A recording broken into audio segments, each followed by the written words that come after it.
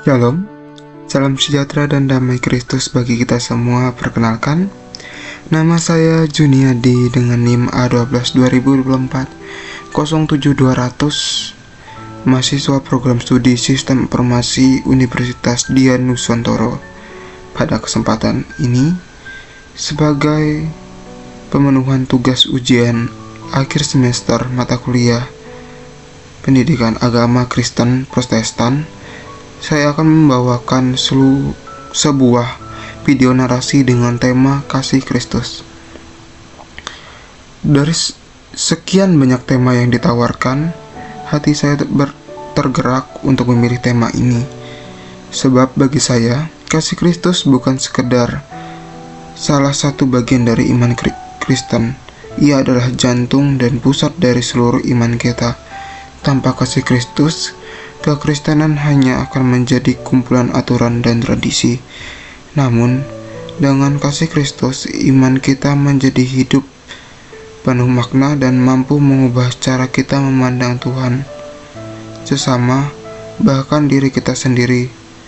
Mari kita renungkan bersama.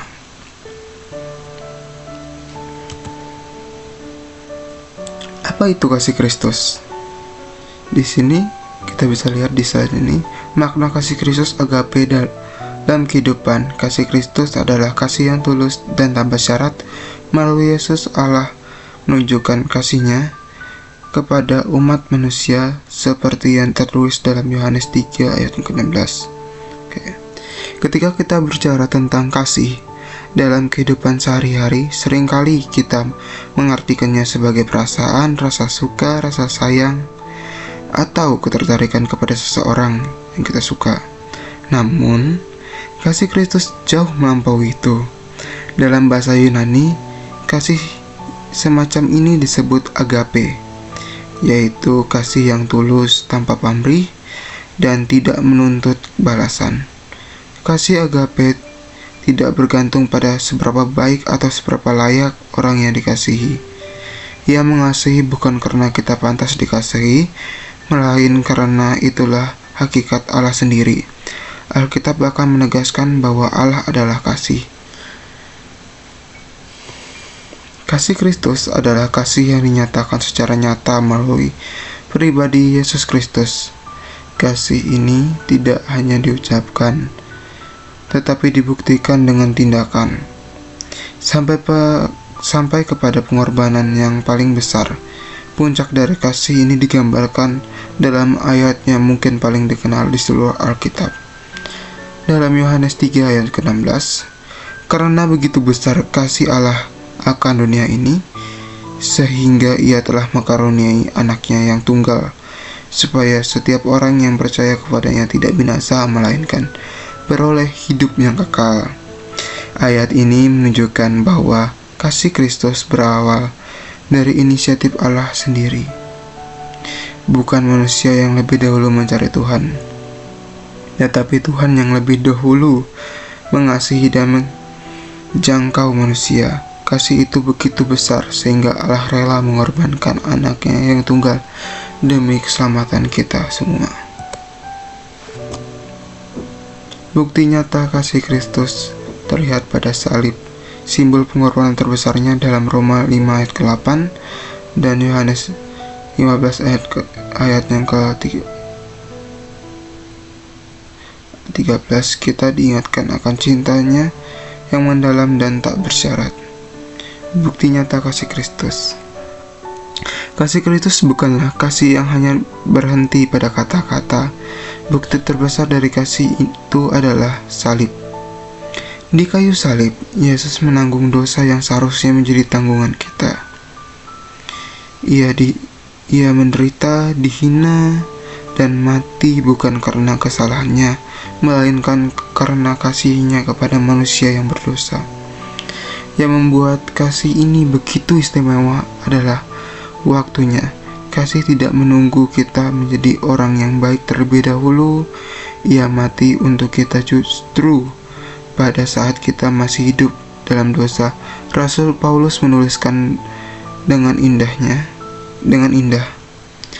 dalam Roma 5 ayat ke-8, akan tetapi Allah menunjukkan kasih-Nya kepada kita oleh karena Kristus telah mati untuk kita ketika kita masih berdosa.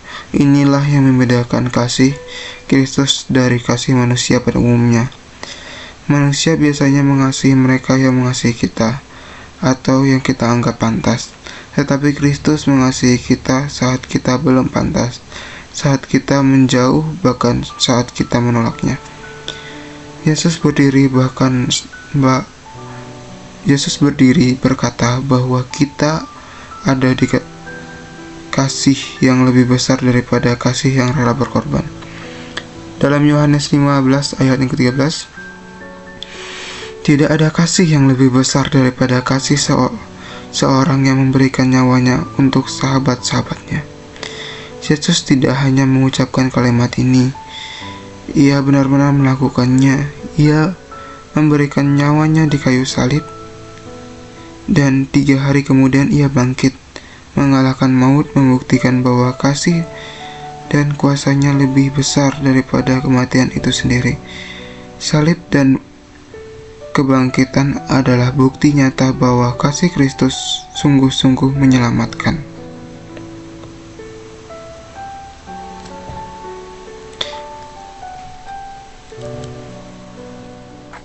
Karakter kasih Kristus. Di sini kita bisa lihat ada 4.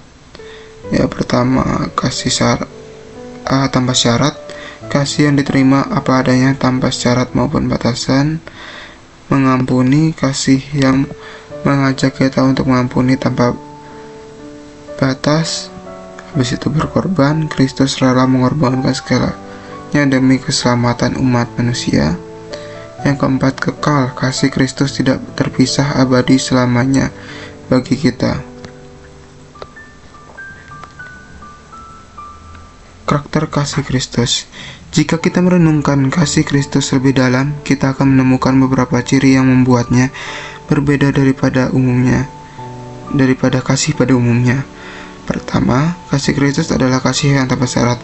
Ia tidak berkata, "Aku akan mengasihimu jika kamu sempurna." Sebaliknya, Ia mengasihi kita apa adanya dengan segala kelemahan dan kekurangan kita.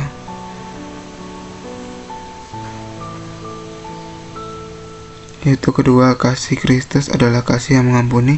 Di atas kayu salib,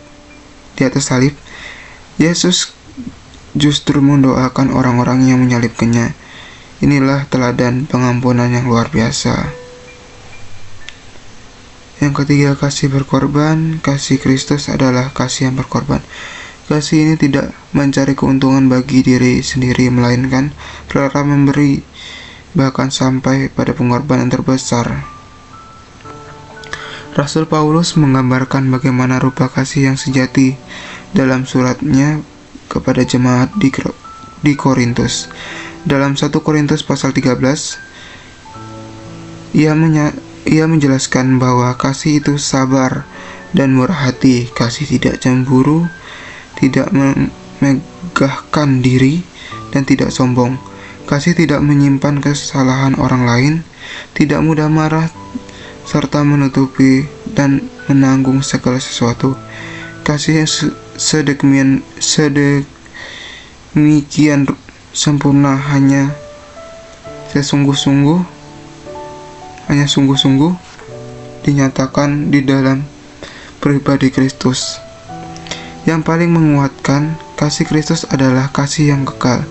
Ia tidak berubah oleh keadaan dan tidak dapat dipisahkan oleh apapun.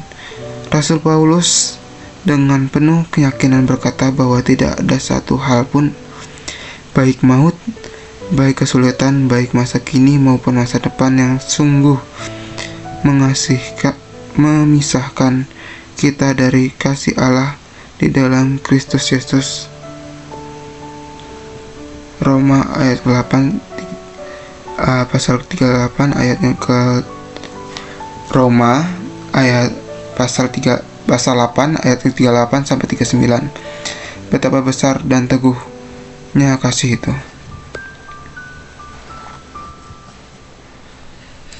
Meneladani kasih Kristus dalam hidup. Yang pertama, keluarga mengasihi anggota keluarga dengan tulus dan penuh pengertian. Yang kedua, sesama menolong yang membutuhkan dan memberi dukungan moral. Yang ketiga, teman menunjukkan kepedulian kepada teman dalam suka dan duka. Yang keempat, kampus menerapkan ajaran Yesus dalam interaksi sehari-hari di kampus. Meneladani kasih Kristus dalam kehidupan sehari-hari. Merenungkan kasih Kristus tidak boleh berhenti hanya pada pengetahuan. Kasih itu memanggil kita untuk melakukan sesuatu. Yesus sendiri memberikan perintah yang jelas kepada para pengikutnya.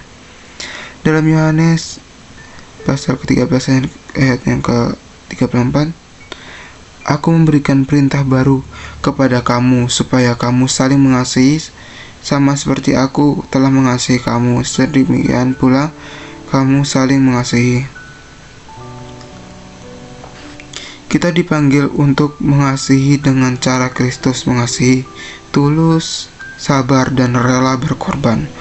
Lalu bagaimana cara kita mewujudkan kasih ini dalam keseharian? Kita dapat memulainya dari lingkungan terdekat kita sendiri, lingkungan sekitar, mengasihi keluarga dengan menghormati orang tua dan menyayangi saudara atau saudari kita, mengasihi teman dengan kesetiaan, kejujuran, dan kesediaan menolong, serta mengasihi sesama yang membutuhkan tanpa memandang latar belakang, suku, atau keyakinan. Kasih Kristus juga menantang kita untuk melangkah lebih jauh, mengampuni orang yang pernah menyakiti kita, dan mendoakan mereka yang musuhi kita, sama seperti Yesus melakukannya.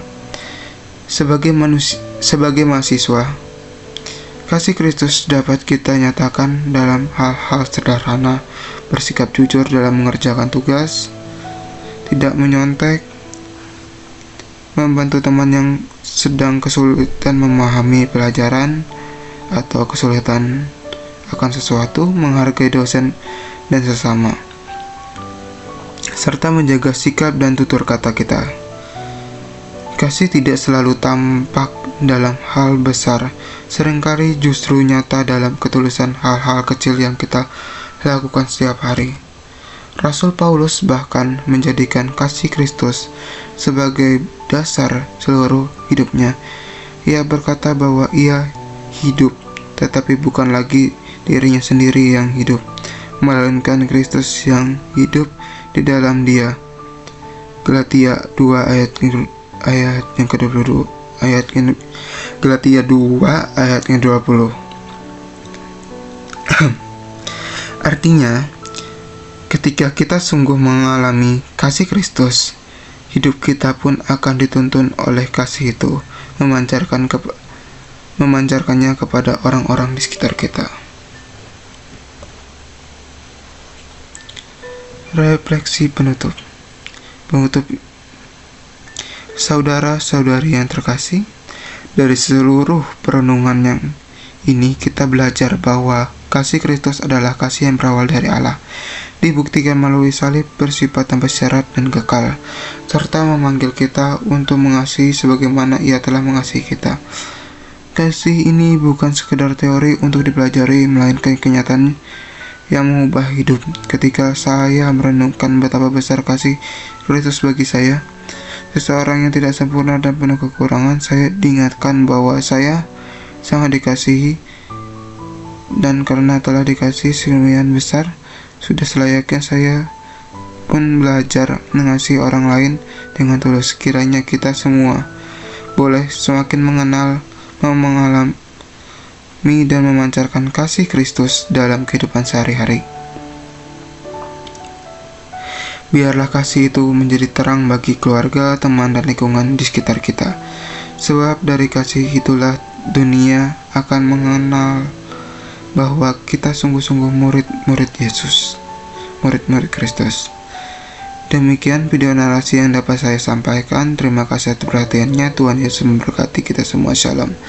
Dan mohon maaf jika ada kesalahan dalam pengucapan atau tutur kata yang saya ucapkan.